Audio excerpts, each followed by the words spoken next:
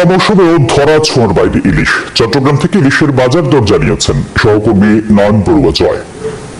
ইলিশের মৌসুম প্রায় শেষ, তবে যখন মৌসুম শুরু হয়েছে তখন থেকে কিন্তু ইলিশের স্বাদ তেমন ভাবে নিতে পারেনি, যেখানে ঝাঁকে ঝাঁকে ইলিশ আহরণ করার কথা রয়েছে জেলেদের। তবে আবহাওয়ার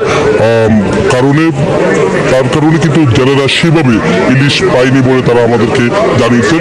এখনো কিন্তু জেলেরা চেষ্টা করছেন ঝাঁকে ঝাঁকে, যেখানে ঝাঁক আছে ইলিশের সেখানে মাছ আহরণ করার জন্য। তবে এখন থেকে কিন্তু ইলিশ আহরণ অনেক বেড়েছে আগের তুলনায়। তবু কিন্তু আমরা দেখছি ইলিশের দাম বাজারে অনেক বেশি, 1700 টাকা থেকে 1800 টাকা, এমনকি 2000 টাকা পর্যন্ত কেজিতে বিক্রি করছে ইলিশ। তার কারণে সাধারণ যারা ক্রেতা, নিম্ন আয়ের মানুষ যারা আছে তারা তো ইলিশের স্বাদ নিতে পারেনি।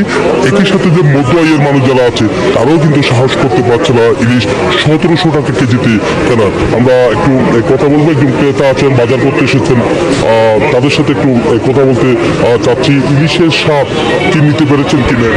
সব বাজারই তো এখন একই রকম, 2000, 2100, 1700, 1800 টাকার নিচে কোনো ইলিশ মাছ পাওয়া যাচ্ছে না।